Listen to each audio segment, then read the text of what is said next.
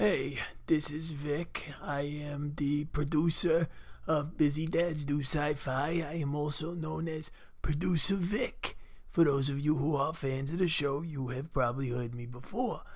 I just want to let you know that you can find out more about Busy Dads Do Sci-Fi and Kevin and George and all that marvelous stuff by going to busydadsdosci-fi.com, or you can give them a follow at Instagram at Busy Dads Do Sci-Fi. Kind of marvelous, isn't it? The way it's all Busy Dads Do Sci-Fi.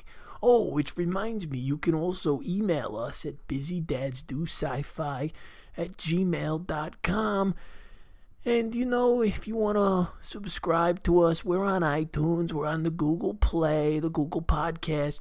We're also on Spotify, which is kind of amazing. I had to cook up a special deal with them for that.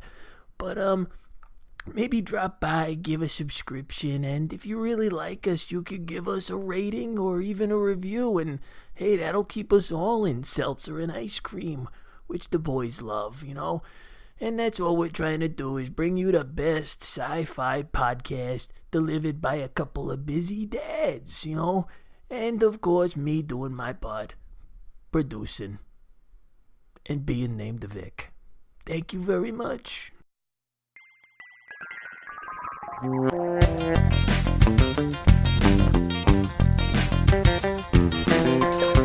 daddies do sci-fi. Busy daddies do sci-fi. Busy daddies do sci-fi.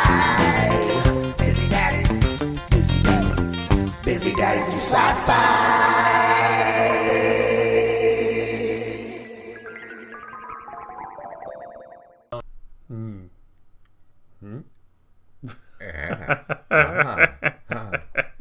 I don't know what I was doing. Yeah, I don't know. I started.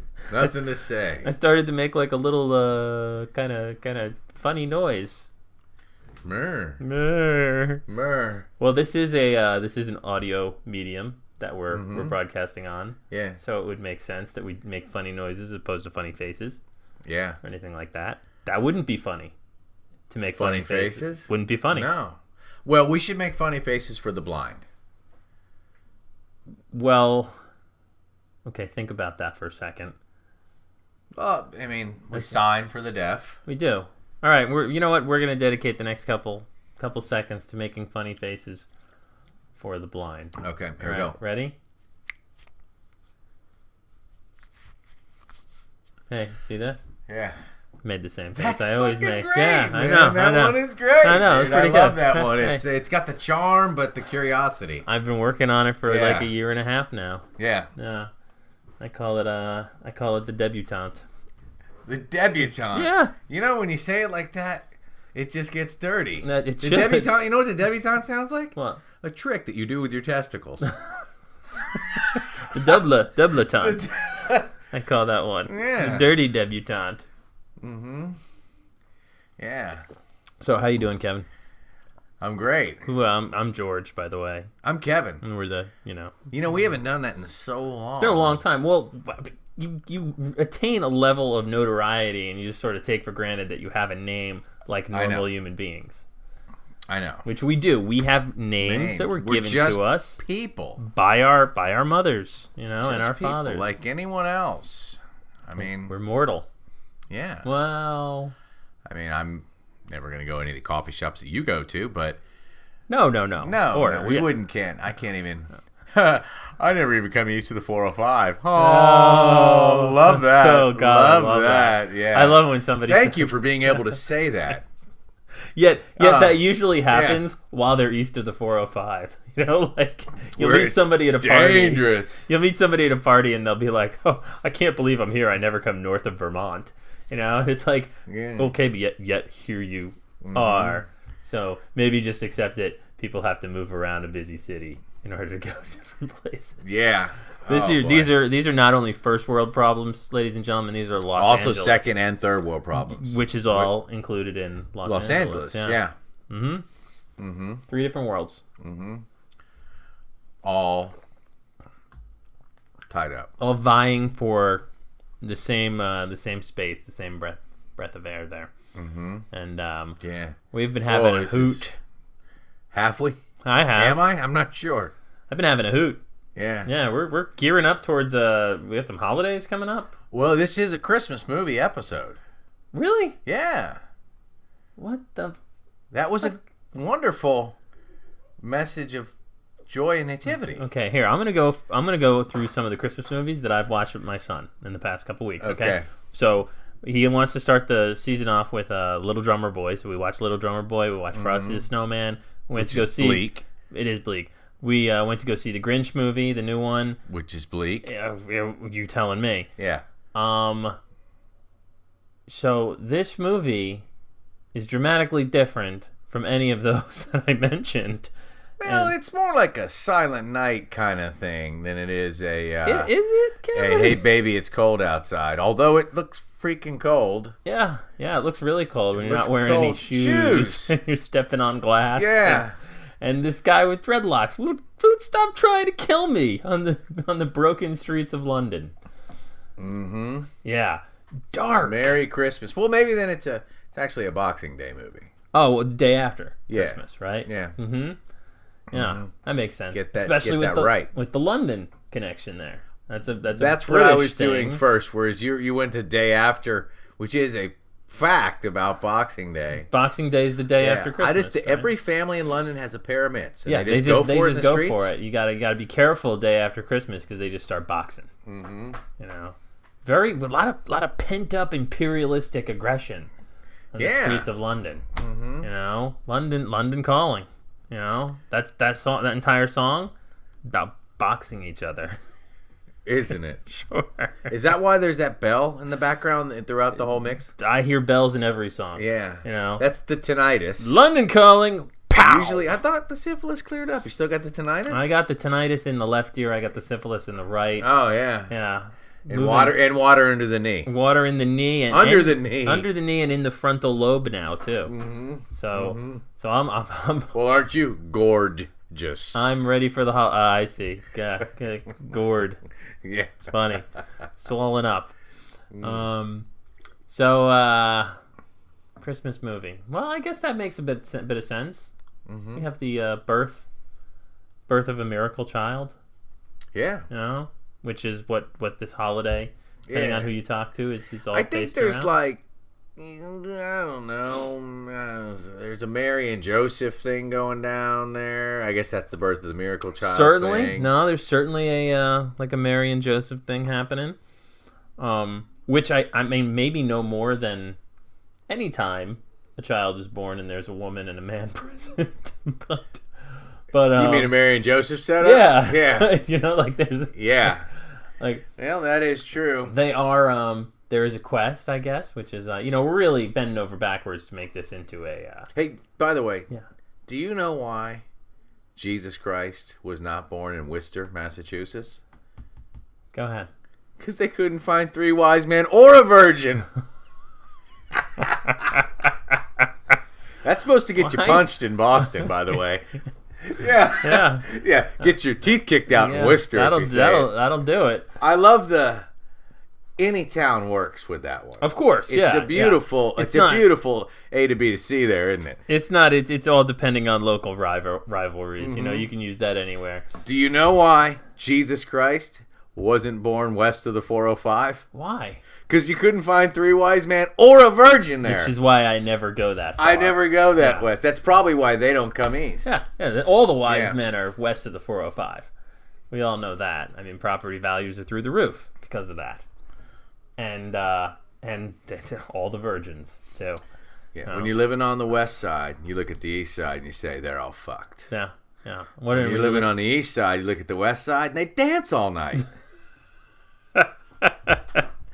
Truer words have never been spoken. Never been spoken. So, oh boy, you know what I was thinking about on the way? We got to see Santa tonight with my son. Speaking of Mary, which has a lot to do with Jesus.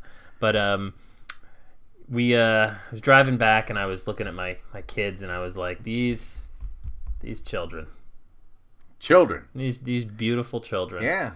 Children, not so much of me, but children of a woman. You know, and it really reminded me of what this season's all about. That's why I think this is a Christmas movie. Exactly. Yeah. Not so much children of women, though. No. You would never get so close to children of women without turning it into some sort of a segue. God! What we're talking about? Yeah. I know. Yeah. I'll tell you right now, I think that's the worst one I've ever done. Yeah, if you haven't guessed, we're talking about the John the Baptist biopic. That's right. Which Children of Women. Angry John. Children of Women. I'll baptize the fuck out of here. Subtitled, Where the Fuck is My Head? Holy shit. Oh. I did not think that at some point tonight I would feel sorry for John the Baptist. I love John the Baptist. I He's do rad, too. man. He is really cool, man. And ends up on a silver platter. The guy at the churro truck, right? Yeah, that's what we're talking. John Baptiste. Yeah, man. Yeah. It's great. Yeah, Johnny Baptist. Mm-hmm. Yeah. Oh God, I love that guy. He's got the coolest Leonard Skinner shirt. I'm pretty sure it's original. You know, but man, who are we? What are we doing tonight? I don't know. We were so close there. Oh no. You swooped in. We it's can't a tough one. It just lays it out there. Kinda, what are you gonna do? Often you ask me a question or something, and you end up saying, "Look, Kevin, I'm all about breaking down boundaries, not putting them up. All right, or blowing up walls, or blowing walls up, or I'm building walls here. You know the scary thing about blowing a wall up? What's that? Who's coming in? Who is coming in? I don't know. The fishies are coming in. Oh boy, I don't think they're called the fishies. That doesn't sound as tough as the fish. The fishes? The fishes. I think fishies? Sid would call them the fishies. Well, because Sid says that. Sid's crazy. Sid talks in the third person. Sid's fucking crazy. Dope smoking fascist. Sid's got some problems. He's a little too quick to whip out that baton, right? Mm-hmm. Not talking about his penis either. Yet. Talking about, well, no, I mean, obviously. It's early. Yeah, it's early on. So, for those who have not listened to our podcast before, this is normally the point in which we would reveal what movie, what book, what show we're going to be talking about in a very, very playful manner. I've already said Children of Women. We do know that before listening, you blindfold yourself and say, "Hey, Ma, come press play on this podcast here." Why can he not pronounce his R's? Because maybe his lips are chapped and he needs a cough drop? I don't know. Hey, just edit that out, man. Just edit that out. We'll redo. Okay, hold on. He says he puts on his blindfold. He's from Worcester. He's from Worcester. First of all, he's from Worcester. First of all, it's Worcester. Yeah, it's Worcester. Right? Not Worcester. You say it like a Confederate, for Christ's sake. What purchase do you have on... Say it. Worcester. Worcester. Worcester. What's Worcester? It's Worcester, Massachusetts. I should know. Why? Because I spelled it that way. Oh, okay. Yeah, Wister. Worcester. Worcester. Hey, Ma, get in here and press East of Hyannisport. Press play on the fucking podcast. Press play. Podcast prayer. I got nothing. Who the fuck are we? I got nothing. Who are we? Oh man. Oh. I'm George. This is Kevin, man. We're baby daughter delivered secretly filmed. That's wrong. That's why we dropped the... We're baby daughter delivered secretly filmed. No. Yeah. Baby daughter delivered secretly. No. And we filmed it. No. Say it again. No, it's baby daughter delivered secretly filmed. It's a headline. Oh, yes. Right? It's baby daughter delivered. Yes. Secretly filmed. Like, no wise men in Worcester. Can't find a virgin For it being any type of town, we are really laying into Worcester. Like we have repeatedly. To our Massachusetts residents, we apologize, and we're just going to be very straightforward for the rest of this podcast. We lost them, George. Yeah, they're gone. They're gone. There's the one self-hating Worcesterite right now who's like, oh, they're right. Not a wise man in sight. Ma, they're right. Ma, they're right. I can say my R's again. I guess that makes me a wise man after all. Now, come press play on the... I lost it. What's in these beers? What's in these fucking beers? Well, I can't drive better at all, Ma, on these things. I'm not going to be able to go and get your heating pad.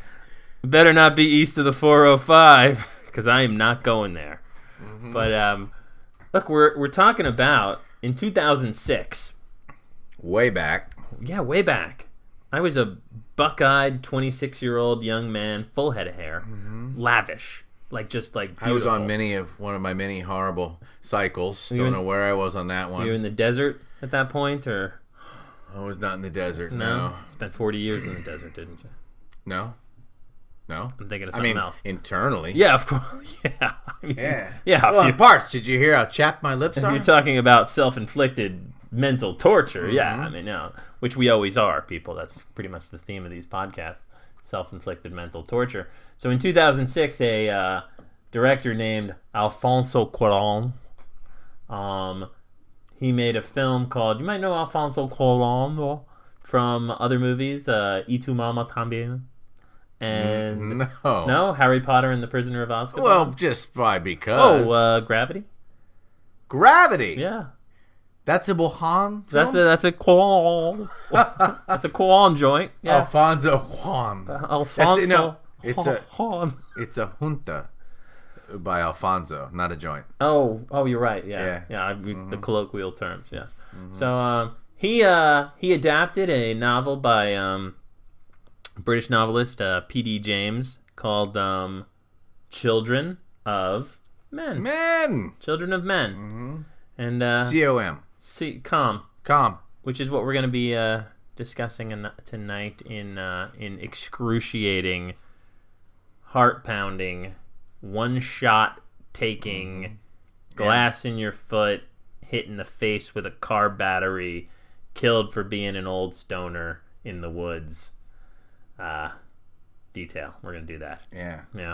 By the way, if you haven't watched this, you should stop and watch this one. This is probably one of the best movies, in my opinion, of the 21st century in these genres, and we're going to hope to capture what that is. But as you know, listener, great movie, sucky episode. Yeah, we are sure to tank this one. Yeah.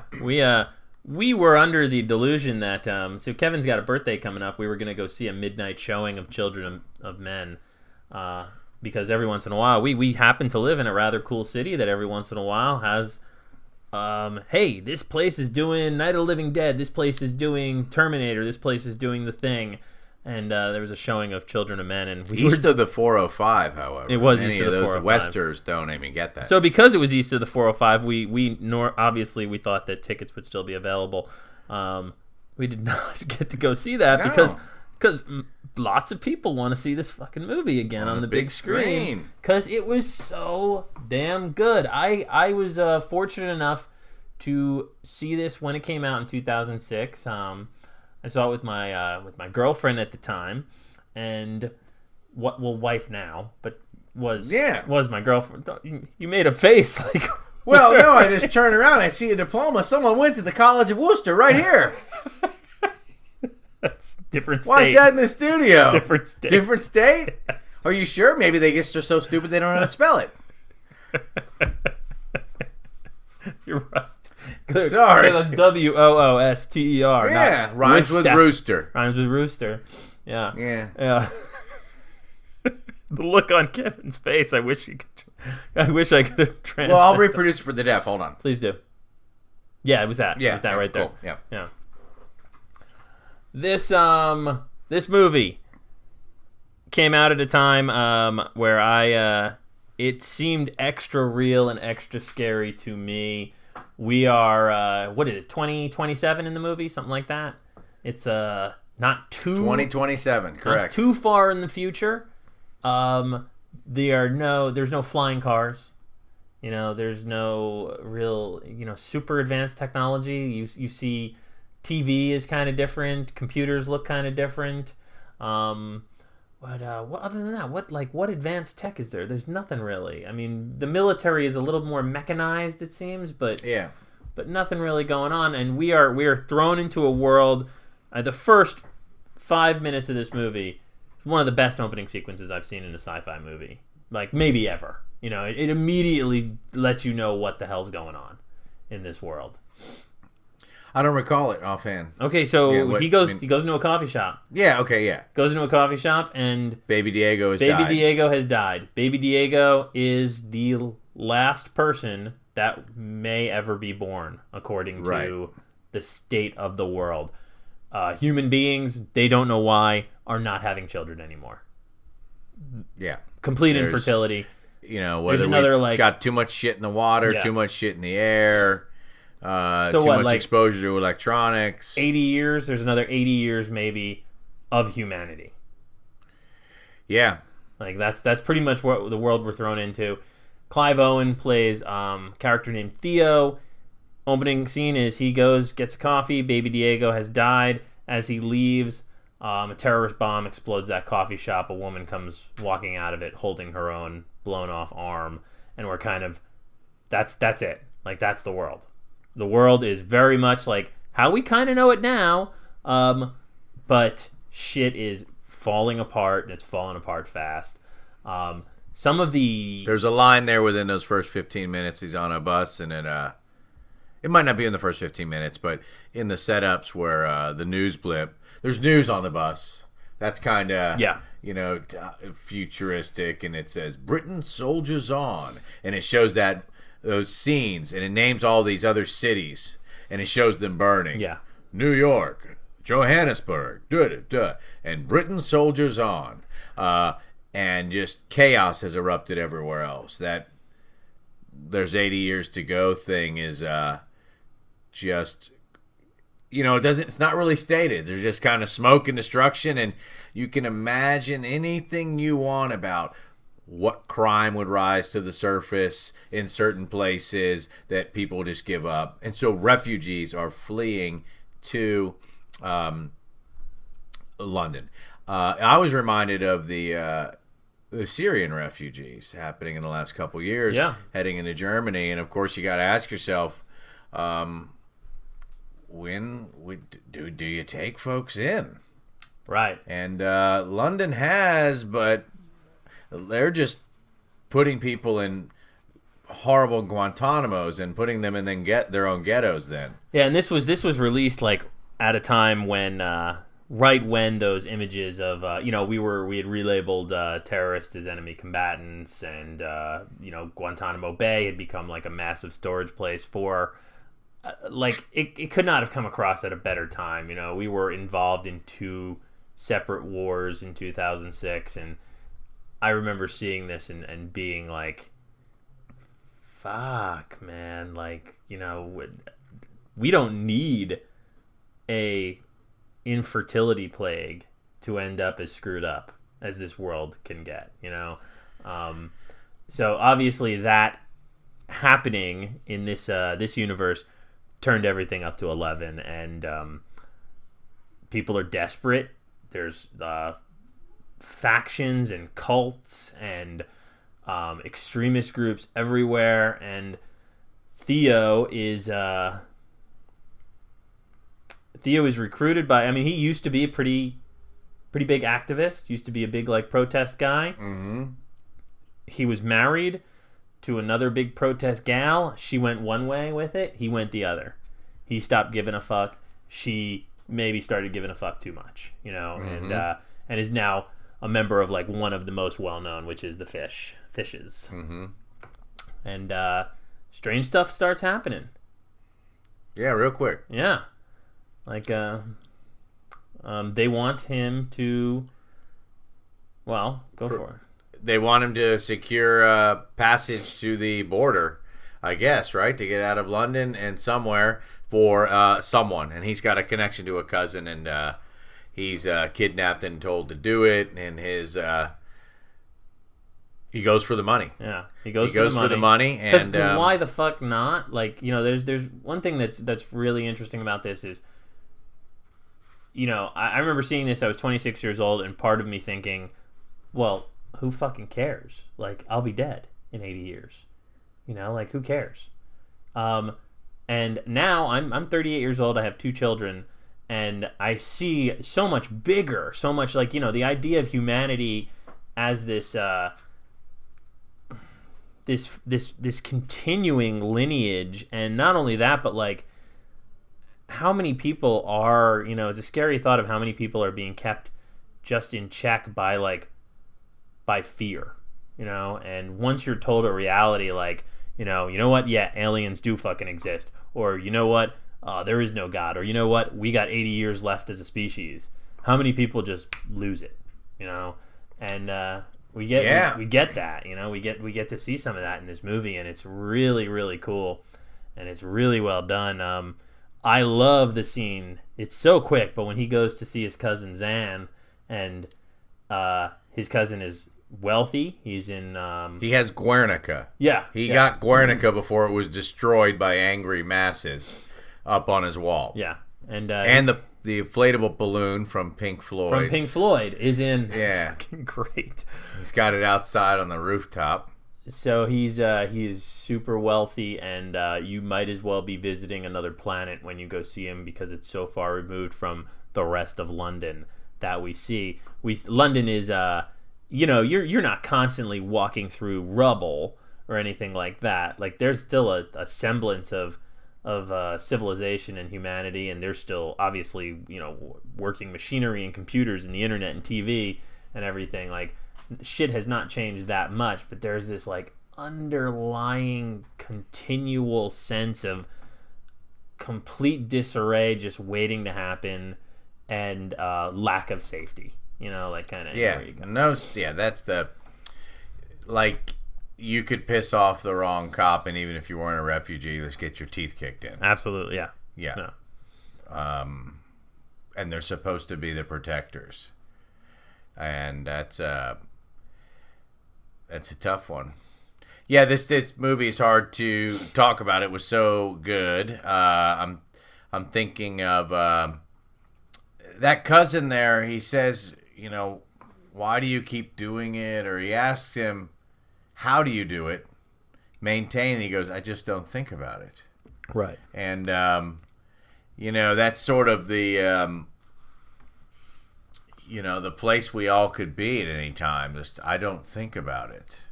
You know, raise them well and move on. And I don't know why this movie is so much better to me than other movies. There's something magical about it, as shitty as it is. You know, and I think the mystique of the first child being born is good, which is why it's a Christmas movie. But it's hard to put my finger on. Like, I would almost like go watch it again. Certainly. This was revisiting something I had really, I don't think, seen in full since the first time I saw it. I may have rewatched pieces of it, because one thing that Alfonso Cuaron is known for is his take on like the Spielberg one-er shot, which is just a continual one shot, and it's pulled off in so many different ways in this movie that it's fucking absolutely magical. There's something we visit, despite being set in London, like, and the English countryside. We get like city London, we get country London, we get like, there's so many different settings that it almost reminded me of a more sci-fi movie, because it's almost like he's going planet to planet, you know. And there's just something I kind of like noticed this time. It's like, oh, we're immersed in it totally different. He's surrounded by fucking trees now all of a sudden. Yeah. And he himself has not changed, like has not put on a spacesuit or anything, or gotten more heroic or anything like that. Like, at no point did Theo... I felt like he didn't like have these big moments where he like changed. I felt like he was doing shit he was always kind of capable of. They just happened to be like rather heroic, and he's doing the right thing. So as the movie clicks on, like we get a pretty dramatic and kind of miraculous thing. Apparently this woman, this young black girl, Kay, that he has been tasked with getting to the border getting to an organization called the Human Project. She has been told by Theo's ex-wife, who's played by Julianne Moore, whose name is Julianne in the movie, or Julia. Something. So we find out that Kay is pregnant. Kay is very, very pregnant, and they it's vague what the Human Project is trying to accomplish. Like, there's a sense that they're trying to cure the infertility thing and that she'd be important to that, but it's never laid out. Like, it's never like... But it's such a glimmer of hope. Yeah. Like, it's like here's a fucking... It's like, pregnant, God, yeah. when you're dropped into that world, you're like, I'd be trying to find the Human Project. Yeah. It's like, here's a pregnant woman. There has not been a child born in, 20 years. You know, how old was Diego? 18. 18 right? years old. So baby Diego was a celebrity. I love that. That's so fucking clever. The last human born is a celebrity. And he gets beat down to death, Jaco Pastorius style, outside a bar. Yeah. And, and people have opinions on him. Like, Theo is like, the guy was a wanker, Like, he was known well enough, and they celebrated him to the point where, like, he was a wanker. Meanwhile, people are weeping in the streets about. Have you heard about baby Diego? Fucking genius. And the title of the youngest went to a 21-year-old woman. Yeah, it was like the next youngest now. Yeah, like stuff Those like are cool that. World building things. It's world building, and it's world. And I mentioned this to Kevin before. It's also kind of like world deconstruction, because the world building. This was such a recognizable universe, and I think one of the biggest things they did was like not make it Blade Runner, not make it Back to the Future too. It just helped ground it and make it go kind of like, oh, that looks like my city street, or this is shit that I could see. I know a dude like that. There was a lot of stuff like that where it just helped the whole idea that, man, we're kind of fucked and we are hanging by a thread here. And then cranked into that, I think, as I explore how this movie was so enjoyable, there is the thriller element, and there's a double crossing. Yeah. And you've got factions that want this child to use as their token, banner. Yeah. They call it her flag. She can't be your flag, right? Yeah. And so the allegedly safe people are ruthless killers. And you end up imagining things like, well, if you were on that team, I mean, you're probably pretty dedicated to eliminating anything in the way at that point for the larger cause. Because there's no fear. There's no fear of law enforcement. There's no, humanity's got 80 fucking years left. Like, if you find a cause you're passionate enough about, you're probably a lot more apt to give your life for that cause than people would be in our world. You know what I mean? So it breeds a whole other level of just like ferocity and dedication. And that scene when they're driving in the car and Julianne Moore gets popped by, we don't know at that point that it's a betrayal. Mm-hmm. It's terrifying. Like, the people that are just running full-fledged at the car. Well, because, that's another part of the world is, like, people had to leave and get out in their own way. Like, I was thinking things like, when do you just forget about bathing? Yeah. How long does it take to forget about bathing? I'm reading a book now by a guy named Cory Doctorow, and it's called Walkaways. And these groups leave default society, which would be the society that we're living in now, and go to areas that have been left behind. Some are toxic, some are wastelands, some are cities that have been fled as there's been a similar decay. And they have access to a level of tech that's around. This is within 100 years from now. And so they can fab building materials and reuse organic materials, but they've walked out and done their own thing. And when those people came over the hill in Children of Men, I thought about, maybe your best case is to pack up and just and I mean like a wolf pack, like get a tribe and go out and try and pull it off. And then so there's like Mad Max versions of bad shit going on with bad terrorist cells, with freedom fighters who were just as cutthroat as terrorist cells, the fascist cops going on, and then this mythical organization which is somehow working maybe on a larger liberation thing. They pull up.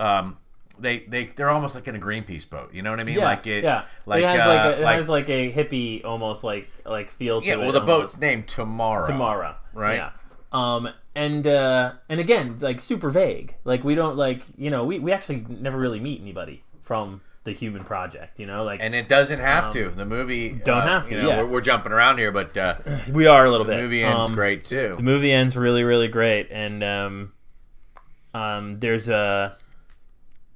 As this keeps on going, man, Theo is getting deeper and deeper into shit. He loses. We find out a lot more about him. We find out that he, at one point, had a child.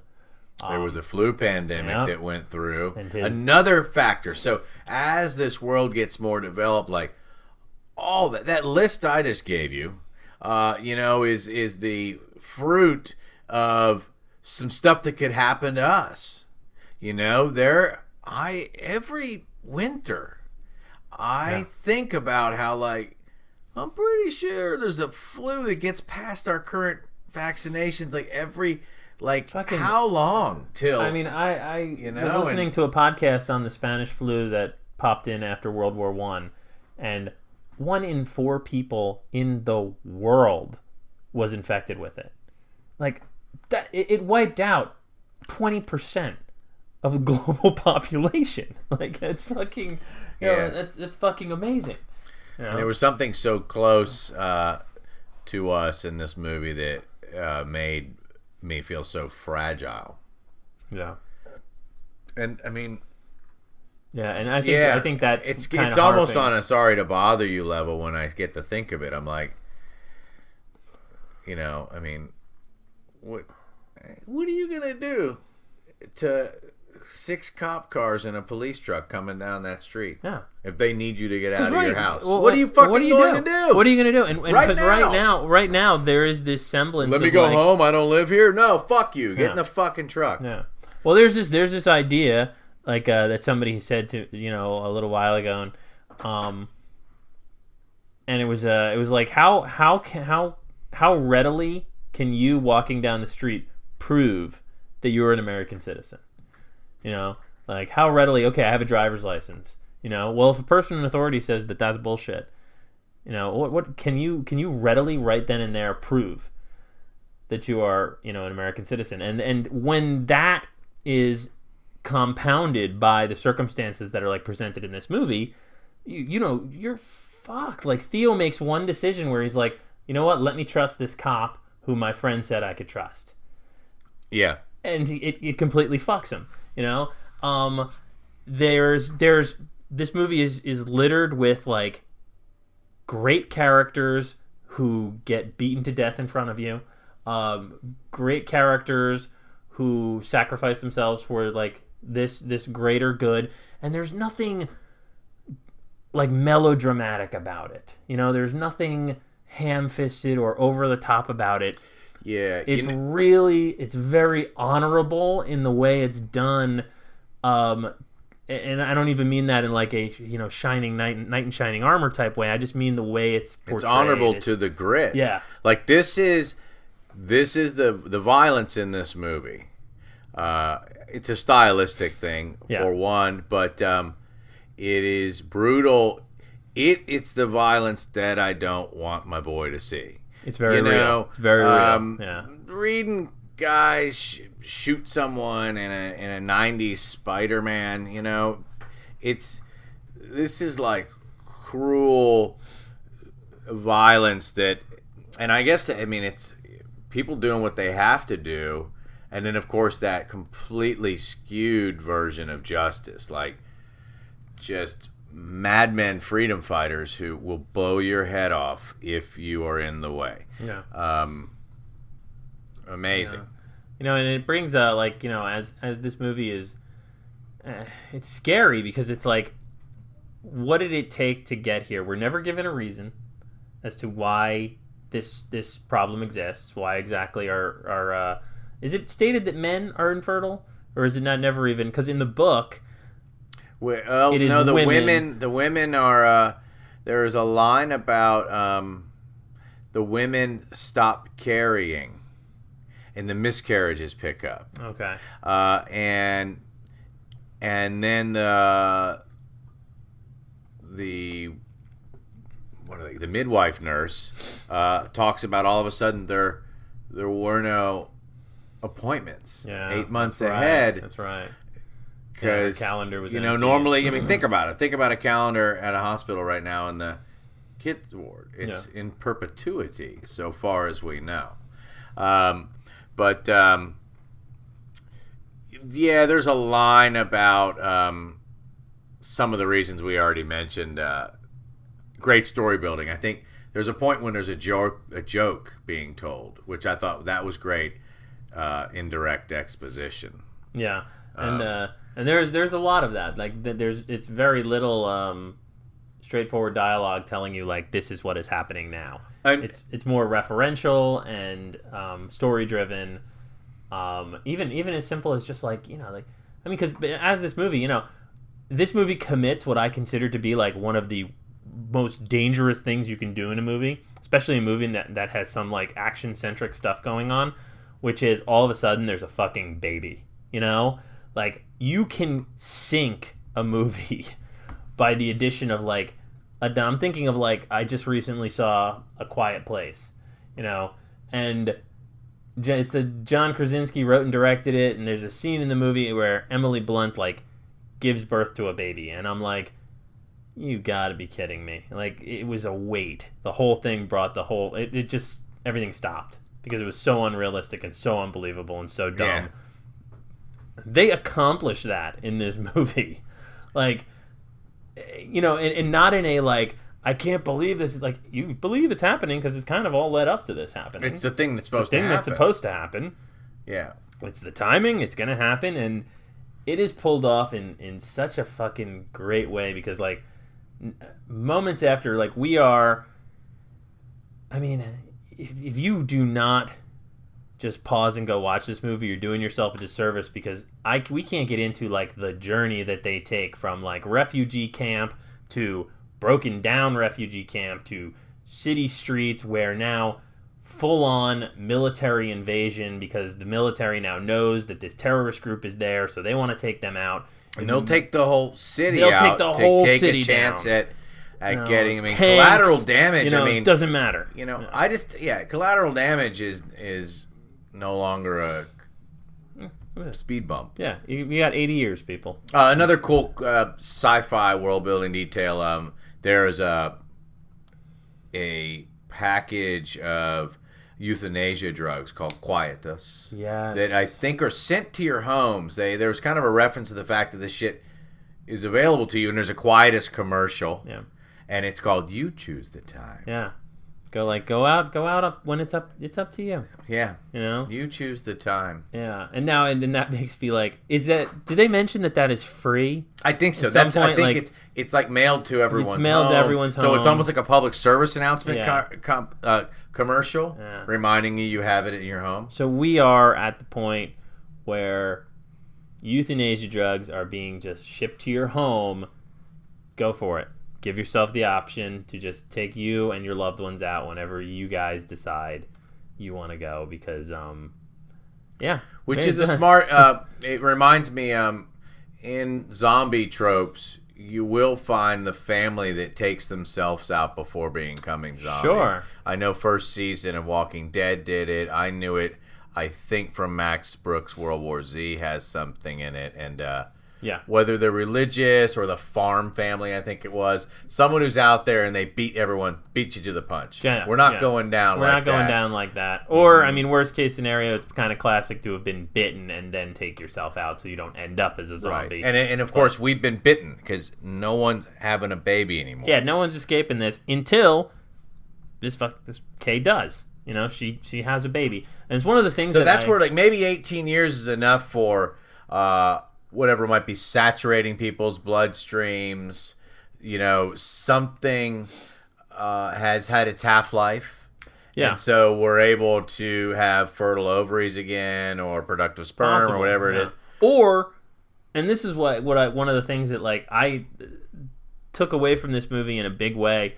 Or she's a totally isolated case, and this is going to be the last fucking bit. You know, like we just well, now that's have a new too. baby. I wasn't sitting there going like, you're not twisting oh wow, about it, you know what? There's probably going to be more. Right. I was like, you don't really get to stop to think about that, and it doesn't need to be answered. Which is what I love. I love about the scene. So her baby is born amongst this giant battle between terrorists, and there's gunfire, tank fire, everything. Clive Owen is walking her down the stairs, and she's got a baby wrapped in her arm, and the military is storming this building. They see a woman carrying a baby and give the order to stop. And everybody stops and just lets this woman and Theo pass as they look in like complete awe. No one has seen a baby in almost 20 years. You know, they look in complete awe at this woman carrying her baby.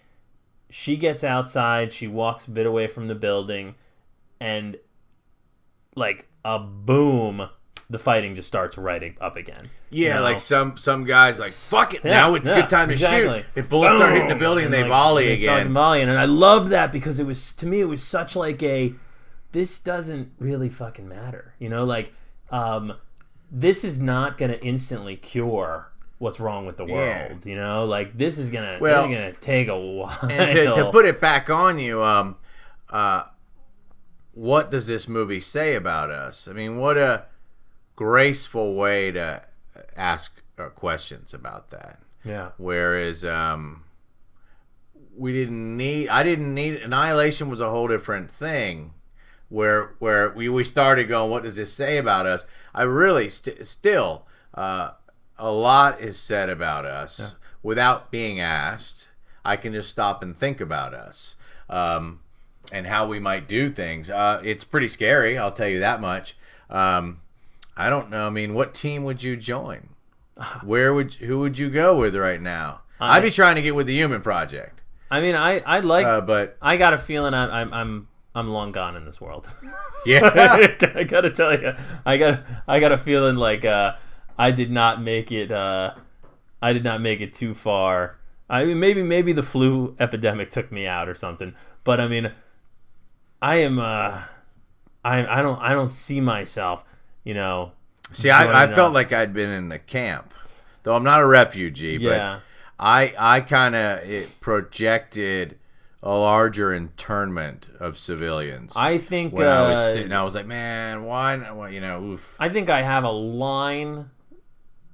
You know, if we're talking about like in a the injustices of like government and stuff like that, I think I have a line in which I might hit the streets, and I got a feeling those people were being scooped up and tossed into internment camps, or going like the route of the fish and becoming a lot more radicalized. And you know, but I mean, that's the thing, is like the fish, they weren't terribly terroristic. No, they weren't. And as a matter of fact, before the double crossing, it's the army, it's the military, which is setting the bombs and aiming on the fish. So you're already, there's so many different currents going on. Yeah, there is a line about how Theo asks her, were your parents in New York when it happened? You know, because apparently an atomic bomb had gone off in New York at one point. You know, like there's stuff like that that's kind of littered throughout. And well, as you speak about the scene where the soldiers stop, leading up to that scene is this one really long shot. I have a buddy who is a special effects. He works for the Special Effects Society, and he just by chance mentioned this. And though that shot is computer assisted, it still it goes from like running around a corner to hopping into a building that's on fire, under fire, upstairs, and then there's these vignettes as he tries to get himself to where you can hear a baby crying, and you'll see dudes running from room to room. You see the guys who are after him engaged in fighting so hard that they're not even recognizing him. You see the bad dready guy get shot and knocked down. Mm-hmm. You hear the baby crying, and then the other betrayer who belonged to the fishes is there, and he has this moment where he describes just being able to see a baby for the first time in a while, but almost a meta thing, anchoring, putting the hooks in on this movie was this style of filming, man. I got to be able to imagine, what it took. Like, was it people on walkie-talkies saying, now you jump into your scene, you're going to hop up on a bed, turn around, get shot and fall down, the camera will continue. When the camera shows up for you begin to go in your monologue, and I was thinking about it was almost like flash mob filming or something, or like people that were planted among a ton of extras. That's what, you know what I mean? Yeah. Like, so there's just people all in this building. It's an apartment building. People are getting shot left and right in the arm, and just there's one point when they're leaving that building and everyone's lined up to sort of look at the baby, and one dude just takes a bullet and goes down before he gets to say the baby. Yeah. It's like I'm usually not catching that cinematic style of things. Just dominoes, just like so lined up, fucking cool. Like, you could picture almost like you're 3 rooms down from where the camera is, and it's coming your way, and you're just like, either ready to go, or depending on the type of performer you are, you're like chatting with the person you're next to. And then it's like, oh, here they come. Okay, go. Mm-hmm. Go.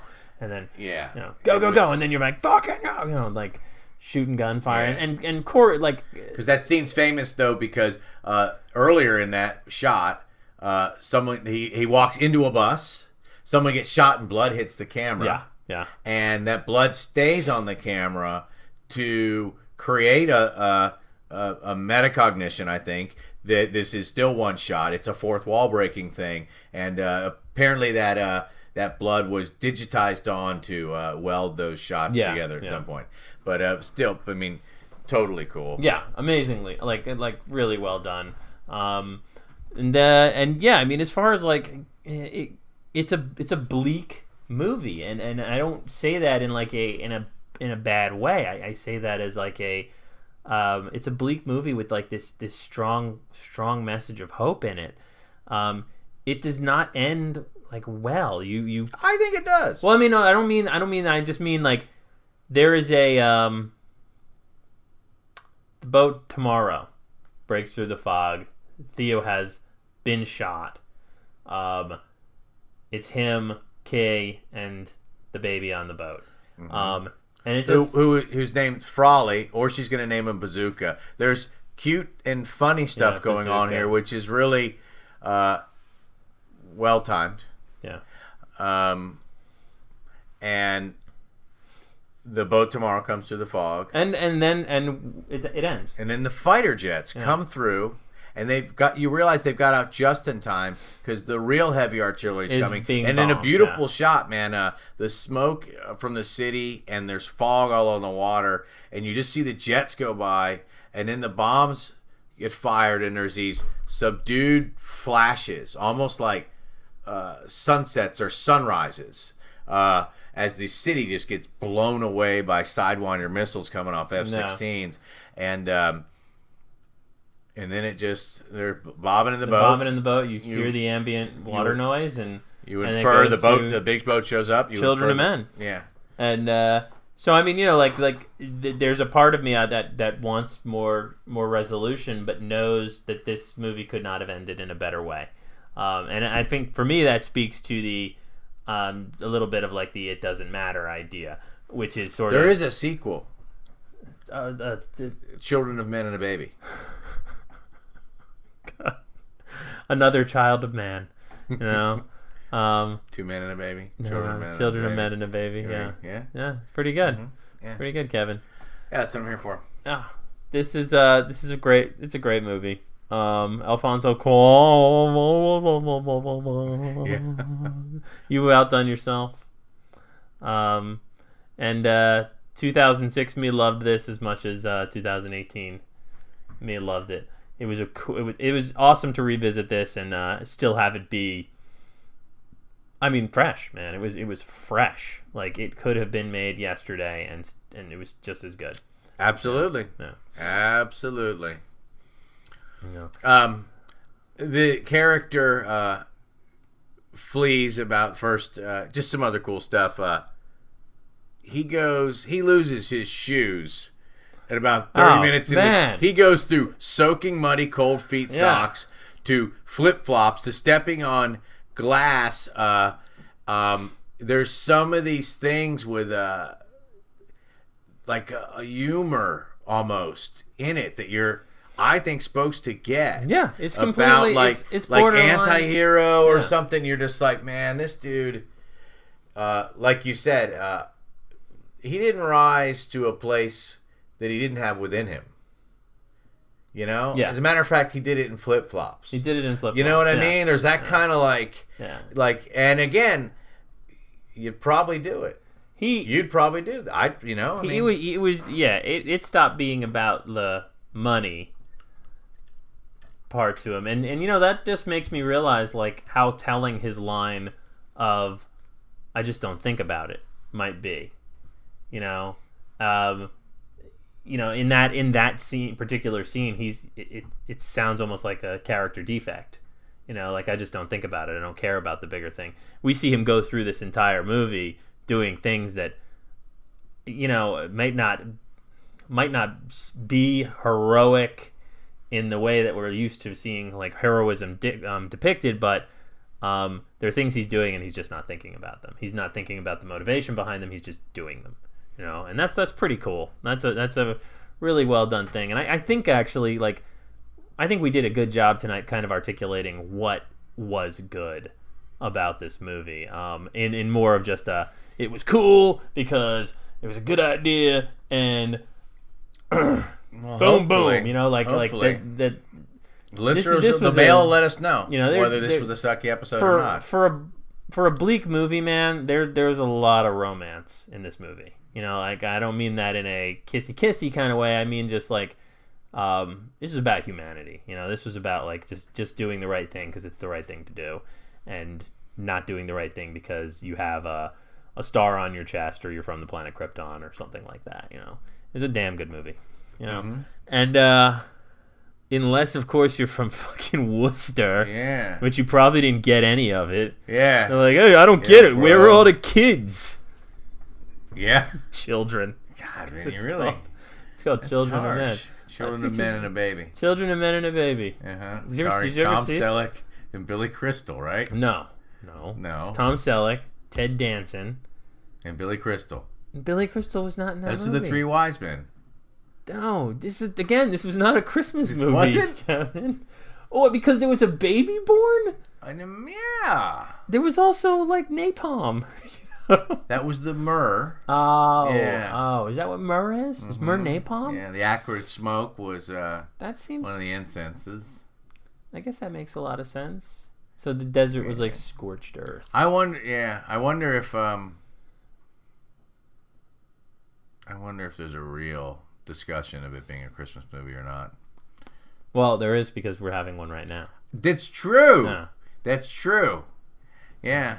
Mm-hmm. I see where that stems from. I can kind of get why that is, but I also think it's a people say, oh, well, Die Hard is a Christmas movie. Well, yeah, because it takes place it's a during Christmas tree Christmas. in a lobby. It's a fucking of a building. Christmas movie. This doesn't really take place during Christmas. There's a miracle birth, but I mean, is it a miracle birth? She didn't even know who the dad was. Didn't even know who the dad is. There's a reference to it. Yeah. She says, "I'm a virgin. What are you talking about?" And she busts his balls, and they have a laugh. That's right. Again, there's another laugh. That's right. There is I forgot it. Yeah. Yeah. That's right. There is a Virgin Mary joke there. Mm-hmm. Virgin K. Mm-hmm. So she's not from Worcester. Man, we are laying into Massachusetts tonight. We're sorry, guys. Yeah. Yeah. I'm thinking of that one guy from Mass we know. He's going to be pissed. Frankie or Tom? John Baptiste. John Baptiste. Yeah. Hey, John. Hope your head feels okay. Mm-hmm. Yeah. Yeah. Sorry. Keep your head on these holidays. Hey, don't forget your head. Hey. Yeah. Wow. Stop dumping And, water on people. You crazy. Hey, it's not really a denouement if the ending just falls off in a shattered wreckage, right? Yeah, that's true. It's not. No, it's more It's of called a train wreck. It's called a train wreck. Yeah. That's what we're good at, though. Yeah. You know, I'm a fan of just abruptly stopping things. Yeah? You would never do that. I just No!